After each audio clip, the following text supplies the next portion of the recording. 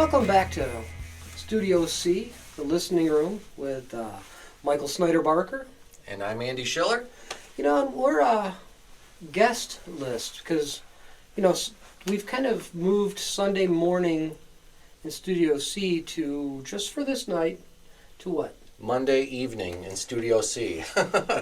And I don't have coffee. I have this soda in a cup.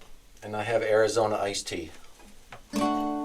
Okay, and so here we are, and what we're going to do is we're going to show off our pedal boards, and we're going to show a little bit of what we do at gigs and how we've set things up, how we get our sound, and some of the different tips and tricks for live sound and how to play at a concert and make it sound pro. So here we go. All right, so shall I go first? I would love to have you go first. Okay, here we go. So a lot of players have huge pedal boards, and I actually have two different ones. I have one pedal board if I just show up at the gig with a guitar, and then I have another pedal board if I show up at the gig with fiddle and mandolin, because I have, you know, extra pedals for those. But the thing that I don't like rule number one as far as pedal boards, there's usually 2 rows, right? And I actually like yours because it's just the one row straight across. But on mine, unfortunately, you got to step over this first one to go get the second row, and it's always a bummer because sometimes you miss. You hit the knobs, or you know, you get a little klutzy up there, and like you're trying to play a song and you're trying to step over things and hit a certain button. And does it affect your concentration a little bit? It does, for sure. Yeah. And so sometimes what I'll do is I'll just set it before the song. Like if I want to use this one, you know, I might just set it before the song starts, and then I just don't touch the pedals for the rest of the song, okay? But let's go through my sound setup. So my guitar is plugged in here with a pickup. This is my Cordoba, everybody. This is like a nylon string classical guitar, but it has the cutaway. With smooth Corinthian leather. Yeah, Corinthian leather. And so it has the basic Cordoba brand. Oh, Cordoba. It's not even a Fishman, it's just like a knockoff, but it's pretty cool still. Yeah. And so I have a mute switch on it, and that's kind of nice. That is nice. It has a phase. Here's the tip of the day. Once you're up on stage, strum a chord, and start flipping your phase button. Can you tell that changed the sound? You know, I have terrible hearing, so I'm not the dude to ask. It's just a little bit different. There's even a phase switch on this amp that I'm using. Nice. I'm just plugged into a Vox. It's a VX50AG. Okay, you can plug a mic and a guitar into it. Yeah. It has reverb and chorus, but I'm not using the amp for that. Yeah. The thing that I like about this amp is it weighs like 8 ounces. Okay? Oh, man. It's literally, okay, it's not a wooden cabinet. It's a plastic, okay? So, you know, it doesn't have to be wooden unless you want to work out. Yeah, it doesn't have to be this heavy thing that you have to carry up the stairs at the gig and get all tired. So it's just the most lightweight amp there is, and that's why I bought it. Okay, so let's dive into it. So the first sound that I have here is just an octave lower.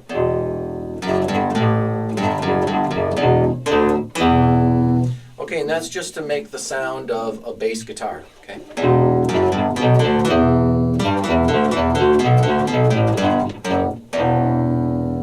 If I want to add bass. My thought on that, though, is if you strum a chord, it sounds terrible. Yeah.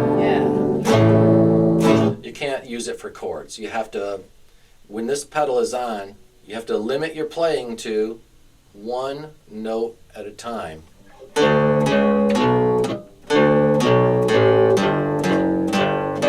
You can't play chords into it because then it just sounds like garbage. So thank you. Good tip of the day. I will never do that. So with your octave pedals, one note at a time is good. There's a million different octave pedals out there, but this one also has this feature where it adds a high note, so you get an octave above.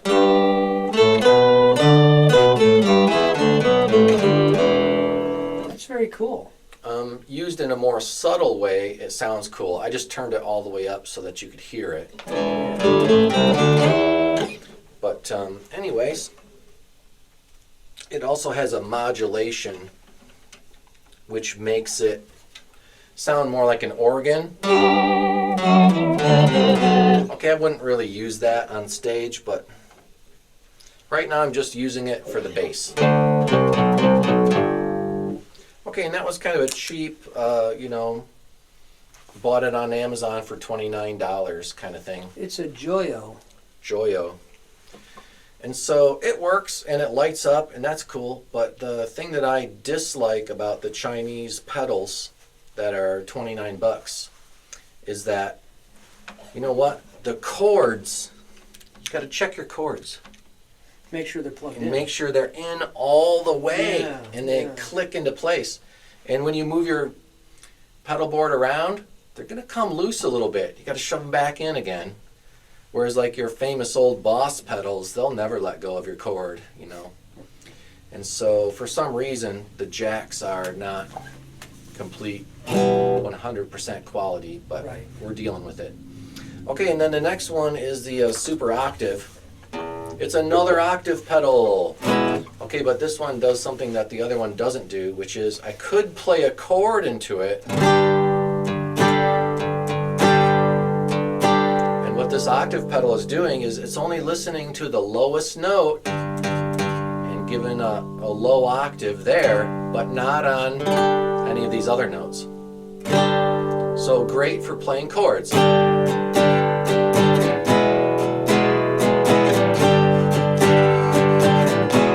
Without.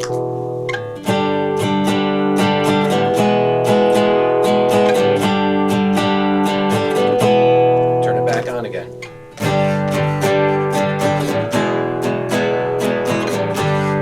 That's very cool. I noticed you have your dials not exactly in the same place. The little knobs up top. Mm-hmm. So when I use this octave thing, you can choose to eliminate your direct guitar signal if you want. I have it up just a little bit. The next knob is your sub octave, like how much bass do you want in there? So I just turned it up all the way. And then the next button is called the range. And so like it's gonna give me an octave lower this note, and this one, and this one, and this one, and this one. It's getting a little softer. There's no low octave here, or there, or on any other notes. It's only from here below. And only the E string? Not... And maybe here. Okay. Maybe a little on the A string. But once I get to the D string, now it's not doing anything. So I think I've set the range exactly where I want it. Yeah. And so that's super, super useful. Okay, and so I use that for several different applications. So let's say I'm starting a song. Okay, and I'm going... playing the drums. Well, if I turn this on, then I'm going to get a low octave. Very nice. So I don't have to hire a drummer and have him play the bass drum, because I'm playing the bass drum by myself. Okay, here we go. So let's check out what else we have. So the next three are just modulation. All right, so this is just a... I have it set to flange. But my favorite setting is tremolo. I do like the tremolo. It's pretty cool for playing chords. And you kind kind of have to have that. Tremolo is a great pedal to add to your arsenal for classic songs. You know, a lot of your classic songs, you know, Buffalo Springfield or whatever. Right. You're going to recognize that tremolo sound in a lot of classic songs. So there it is. And then this one's a phaser.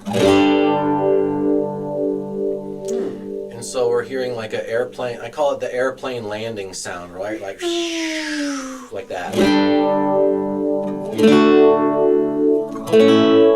And it's nice on single note because it's very subtle. Here it is without. It really is subtle. And then it's pretty subtle. And that's the way I like it. Yeah. I mean, when you're using all the sounds together, in order to get a nice blend, you just dial it up just a little bit. It's really nice to have one song with phaser, one song with tremolo, one song with chorus, and then as people listen, they're like, hey, every song sounded a little bit different. So it's just there for some subtlety. Yeah. Okay, and then this blue one is it's a chorus, okay, but it's just better than other choruses, and also it's better than the chorus that's built into the amp. Yeah. And I have it cranked up. It's a little bit more than subtle, but that's okay. So, wow, wow, wow, it's a little bit, you know, it takes your signal and then doubles your signal and takes the second one and knocks it out of tune a little bit, so it sounds like there's two players. Or it sounds like you're playing a 12 string instead of a 6 string. So when you're playing a 12 string, it would sound like you're playing a 24 string. Oh. Okay. So now that I'm back to just regular old basic plain vanilla guitar, now it seems boring, right? So these are like different flavors that are fun to use. Okay, and then we've got this red guy here. This is the Eco Verb from Flamma. Flamma makes some pretty cool pedals, and they're all solid metal. Like you could drop this off the back of a truck. Don't do it. And it probably wouldn't break because it's solid metal, and I like that. Now, would the truck be sitting still, or would it be in motion? That's a great question. Even if you were driving down the highway, this thing could take a spill. Take a licking and keep on ticking. Okay, so here it is. It's just an echo and a reverb. Okay, but here's why I bought it. So let's say I'm going to play a song that goes exactly at this speed. I can tap the button. I can go in beat with the song, and then now the echoes are with the tempo of the song. Yeah. The echoes match the song. It matches the beat of the song. That is very cool. So now if I play a different song and it goes, I can match that.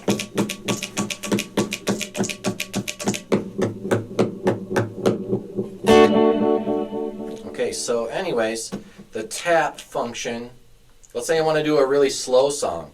Tap, tap, tap, tap. And the light blinks on it and tells you. I can look down at the ground and see the tempo of the song and play in sync with the flashing lights. Yeah, I can see how that'd be really handy. It'd Yeah. be handy, Andy. You know what? Sometimes I just start playing a song and I get the song going, and then halfway through the first verse I look down and I'm like, oh, I forgot to do the tempo thing. And I'll just do it in the middle of the first verse, and then it sounds better. Okay, so this is just the echo.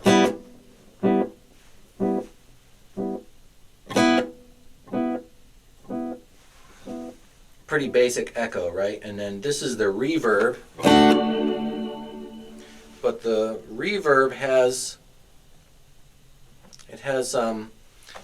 remember how Steve showed us how he had a reverb pedal? Yeah. And it made the reverb an octave higher? This one does that too.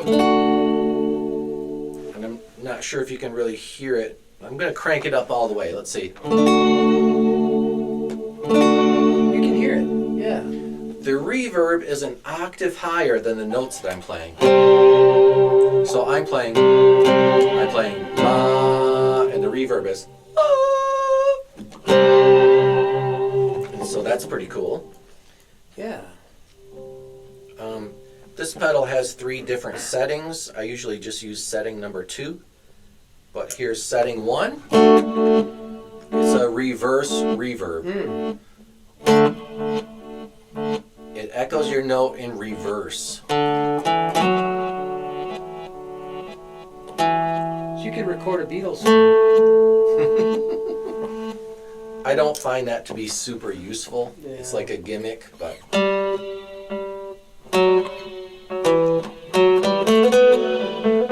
Setting 3 is a modulated reverb. Like they put a heavy dose of chorus on the reverb, and so I don't really use that. So I'm going to go back to setting 2 because that's the one. That's a sweet spot. That's the sweet spot for that pedal. Okay, now I'll probably just leave this pedal on all day. Everything I play is going to echo. Okay, at my next gig, there's just going to be echo on every song to the beat of the music. Okay, and so we're on the very last pedal here, and it's the Boomerang Phrase sampler. So, you know, I've tried lots of different phrase samplers and recorders, and there's lots of them out there. Yep. There's like the Roland one, it's red. RC50. I don't remember all the names of them, but there's a lot of different phrase samplers out there. Why is it called a phrase sampler? Okay, so you take a phrase of music and you can sample it. It's a sampler, so you can record. So let's say I play something like... So I'm going to play that, and what I'm going to do is I'm going to hit that button and it's going to record it.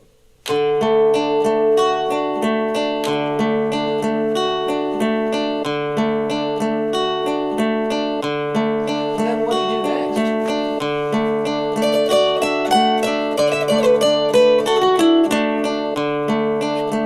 Okay, so it's just going to loop forever and ever and ever. There it is.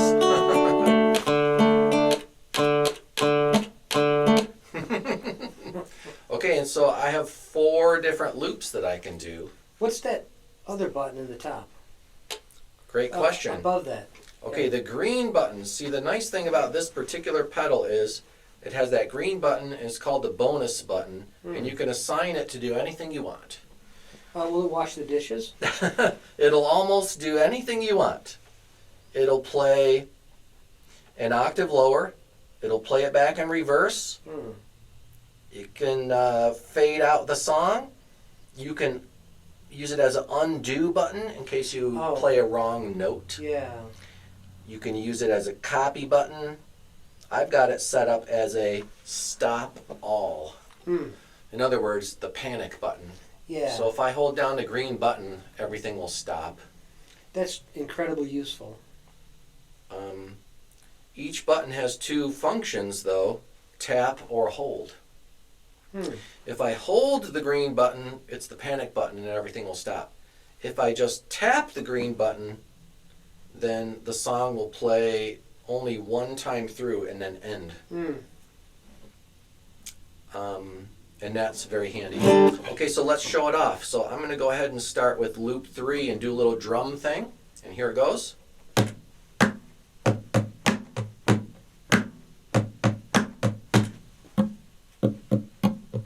Now get that echo going on the beat of the music.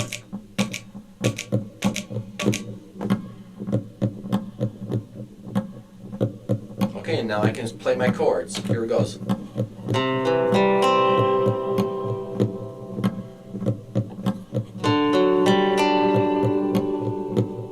And I'm going to loop that. So first verse already done. Now I can play a solo if I want.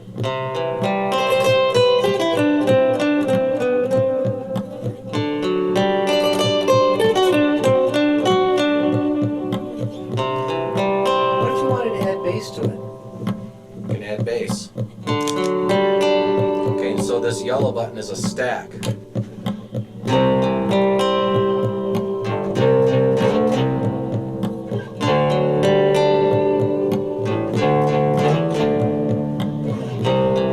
There's our bass.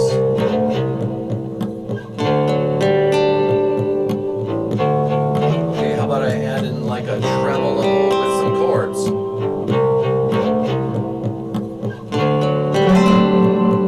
Oh, I still have my I still have my bass on. That's what I meant to do. If I was recording, I could just hit undo.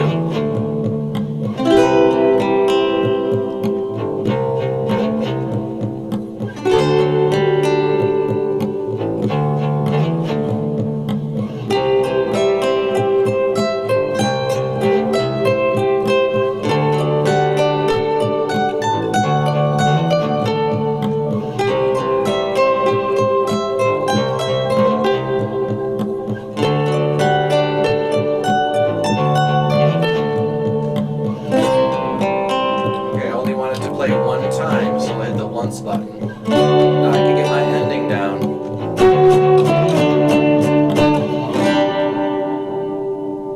Thank you. Good night. Okay, Yeah, so that pretty much sums up my pedal board. You use this a lot. I mean, I can tell, and you do it very professionally. Because, you know, you are a professional. I use this at every guitar show. Yeah. And not really for classical music, but for all the other kinds of music that I do, pop tunes and Celtic tunes, and Yeah. because I can have the drums, I can have the bass, I can have chords, and it frees up my hand to go ahead and play a solo, and then I don't have to worry about having a backup band or other guys on the stage because I'm just doing all the parts myself. Well, and you practice it ahead of time, so you're not just winging it. It's hard to wing it on stage with a phrase sampler. You kind of have to have a plan. Okay, this song is going to start with drums. Then I'm going to play the bass. Then I'm going to play the chords. And so once you have a plan and you're rehearsed and you practiced, it goes well.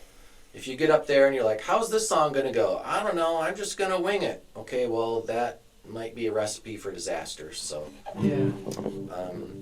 but yeah, I just hold this button down, bam, it erases the memory, and now I'm ready to do another song. There you go. And there it is. So sometimes I show up at a gig and someone in the crowd is like, well, I don't like it when the musicians, they show up with pre-recorded tracks to play along with. And I just go, I'm not playing with pre-recorded tracks. All the sounds that you hear are live from the stage.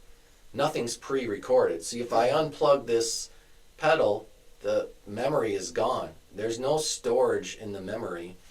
You can't save that song for tomorrow. It's gone forever. You know, and that's most likely the best way to go about doing it. Yeah, so no pre-recorded tracks. I'm not recording the tracks at home and then bringing them to the gig. Right. I'm playing everything live right in front of you while you watch. Yep. Cool. So how about one little short demonstration again, and then it'll be your turn. All right. Okay, so I'm going to go ahead and get my beat going here. Okay, so here we go. So I'm going to go.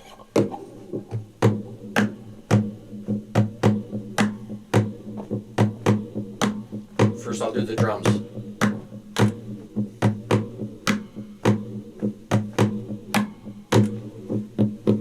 There's my drums. Okay, so riff one.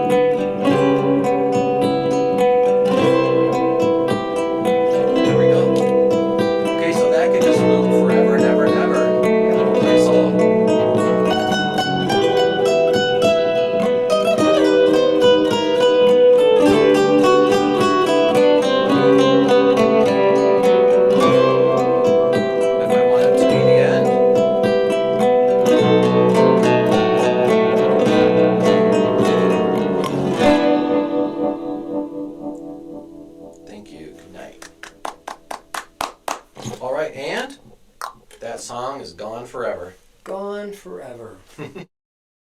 All right, well, Andy had a turn, and remember, he's a professional musician. Don't try this at home. Don't try this at home. But if you do, like I do, I'm a hobbyist, and I have, some pedals, and I kind of like some of the sounds. Now, my first pedal, I think, is my most important one. It's my tuner. I think that's super important because it's also a kill switch. Like if you get screaming feedback or something bad happens or you have a panic moment, you just press that button and the sound stops. Right, absolutely. And so I'm using a Fender Mustang amp. Generally in the wild, I would play a Fishman because I can run vocals through it too. But this, I've got that set on a Dreamy set. And this is my acoustic guitar setup. Does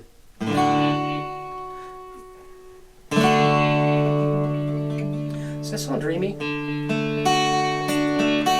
Sounds good. It could be a little louder coming through the amp, but...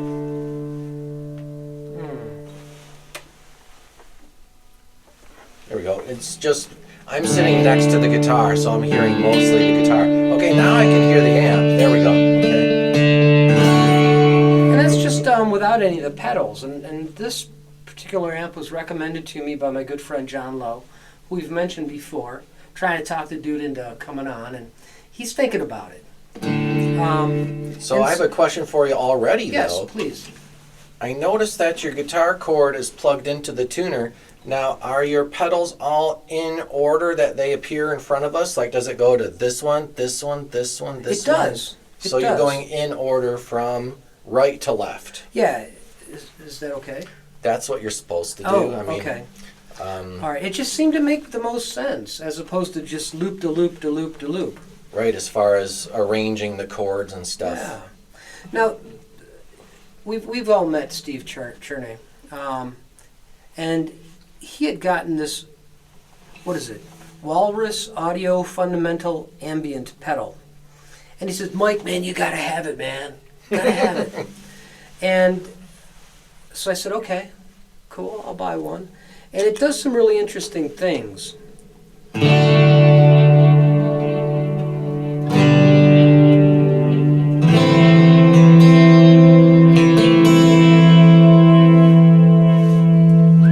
It's almost like a freeze pedal where your note just seems to last forever. Well, but, if you turn the decay all the way up,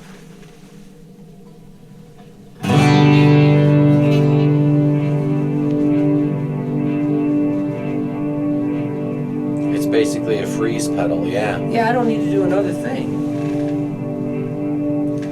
So that's cool. But then you got the tone pedal, or the tab button. I just leave that set in the middle. It's just a lot more high end on it. And here's the mix. Okay, so you know what's happening there is when you pluck the string on your guitar, the note's not coming out the amp, but the reverb is. Yeah, and right now it's on the lush setting. This is the haze setting. I don't know if it's purple or not. It's not purple, it's gray. Or blue. Do you notice any difference? I mean, it's a little brighter, I think. Yeah, and then deep. Oh, it's way bassier, okay. So I leave it on the middle. Because, it's got to be luscious. Or lucid. And so, I could play that nicely on a song that I do.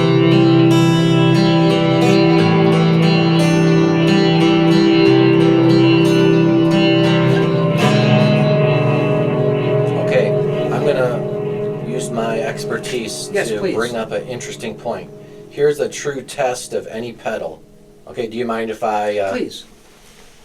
If I do this, theoretically, this pedal is now doing nothing, right? Yep. So if I turn it off, nothing should be different. Is it the same? Let's go back to on. Yeah. That's called true bypass. Okay, so if you bypass it, it should sound like just the regular guitar. See, with all the knobs down, it's supposed to not do anything. It's And it supposed to doesn't. just let your guitar pass. But why have it? I mean, it looks good. Anyway, bring it back up to where it was. Bring it okay. on home. So you don't really want your pedals to color the tone when they're not doing anything. But yeah, that's a pretty useful reverb. Then you turn it off. But I too love a good tremolo. And so I got a little Joyo Cheapo tremolo. Hit it again. Wait, is the light on? There we go. You mean it's supposed to be on to work? I was wondering about the light on it. It's not reverbing much, or tremoloing much. Turn it up. Crank it.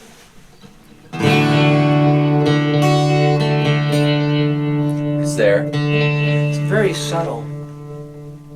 We don't want subtle. Oh man. Now it's... You know, having that light on there is really a big clue, because the rate that the light flashes is... When it flashes faster, you can tell it's working more.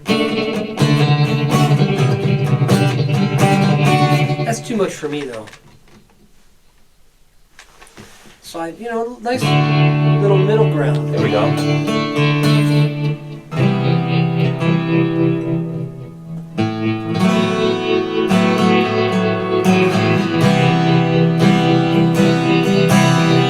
Okay, here's another interesting question. Yes. If you play a chord and press the button, does it make a click through the amp, or is it dead silent? I don't know. That would be something that you could test out. So strum a chord and then click the button. Yeah, you know, sometimes you get a cheap pedal and you press the button and out the amp it goes. But it didn't. Yeah. And so this really is a good product. It's a Joyo True Bypass Tremolo Intensity Rate In Out DC 9V. That's all you need. Those are all the words on the pedal. So those Joyo pedals are okay for, Chinese products from Amazon. Yeah. But I too like a nice compressor pedal. And so...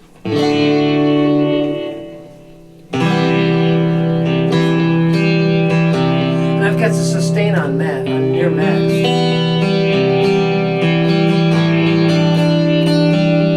And I've got the attack on middle and the tone in the middle.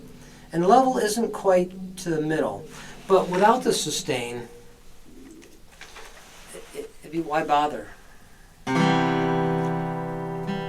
Now it's There's basically nothing. not doing anything. But at a quarter, It's going to make your notes last longer.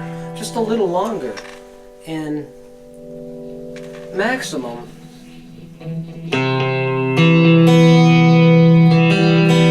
that's pretty. It's going to really last for a long time before it fades out. Yeah, and we don't want that. So, on acoustic, you just have to be careful that it doesn't start to feed back, but that is Yeah. a super useful compressor sustainer. Yeah, and it's a Behringer. Behringer, they're made in Germany. Ah, okay. Is that why it has a German-sounding name? Yeah, Behringer, is synonymous with low-price gear, but hey, if it's made in Germany by German engineers, it's pretty solid. I mean, it's Yeah. not going to break. Yeah, I've had some nice Behringer passive speakers. I've had lots of Behringer rack gear and recording gear, and it's all made of metal and rock solid. Yeah, and so I have a vintage Echo made by Strich. I'm guessing that might be German. Yeah. Yeah, and the way to turn it on is you press the button, just, future reference. Just to make that clear. Yeah. Okay, do something choppy, like a short chop.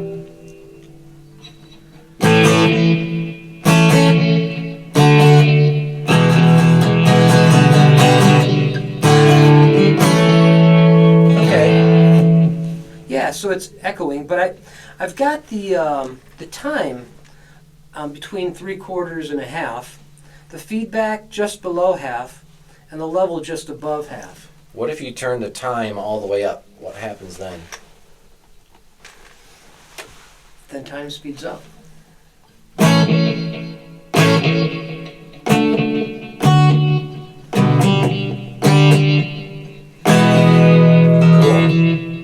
Yeah. So, do you prefer it cranked? Yeah. Actually, I prefer to tap in my echoes. Well, I know, but I have cheap technology. All the way up is a good setting, because then you can really hear it. Now this feedback knob, if I was to crank it, let's see what that would do.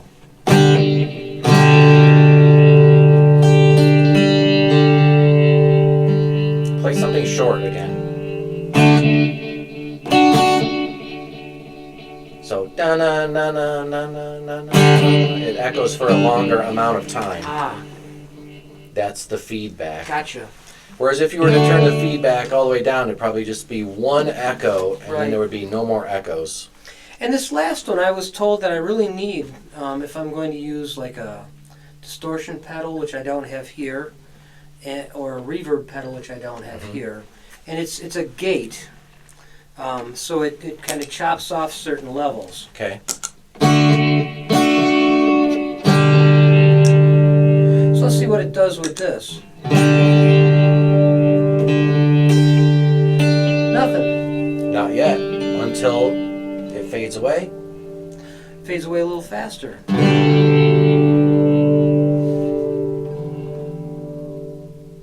And now it's dead silent. So any kind of humming or hissing or anything while you're not playing is cut off. Yeah. And it's nice that you can adjust that. I bet you could even crank it up a pinch.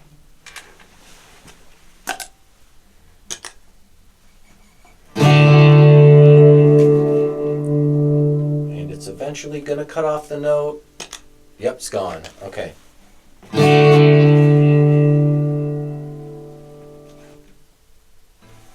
It's nice to have dead silence Sometimes.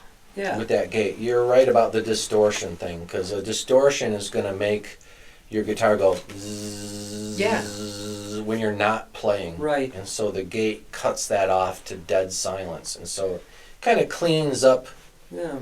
in between notes or in between songs. Now, if I was to use everything together, now the vintage echo clicks.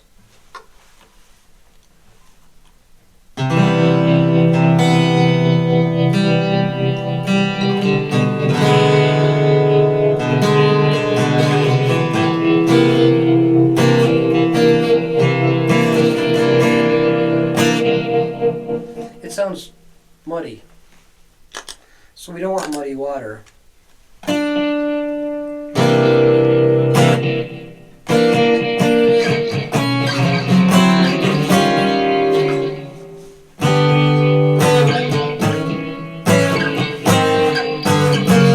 Okay, here's a thought. So, if you just try like a subtle setting on the echo, Yeah. and then a subtle setting on the reverb, then maybe what would happen if you just turn everything on? Now it's maybe a little bit less muddy. But there's still some echo and some reverb, just not as much as before. You don't want the echo and the reverb to be louder than your actual playing, because that's what causes the mud. Yeah, so those are my pedals. And do we have time to play a little song together? Let's do it. All right. So can I do this? Yes, adjust that camera. There we go. Cheese. And crackers. Okay. I bet you could probably have room on there for a 7-band EQ. Oh. I probably could. I'll have to bring one in and then you can borrow it. I have pedals that are not on this, but I don't think I have an EQ. Those are great for acoustic guitar, maybe not super great for an electric, because on electric guitar, you don't really need an EQ pedal. But when you're at a gig and you're playing acoustic, having like a 7-band graphic EQ pedal helps you to just shape the sound of your acoustic guitar. Okay. More highs, less highs. More bass, less bass. Right. And so if there's a muddiness, you can always go, oh, I need less bass. I need more highs. Yeah. And there are bass, middle, high on the side of my guitar. Which is very useful.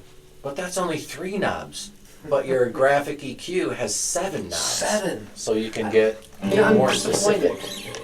Do they make them go up to 11? They should have 11. Yeah, because 11 is better than 10. Actually, I've seen a 31-band EQ, but it's like a rack unit. That's crazy. So this is a song that we're working on in the studio that I called Rain Falls.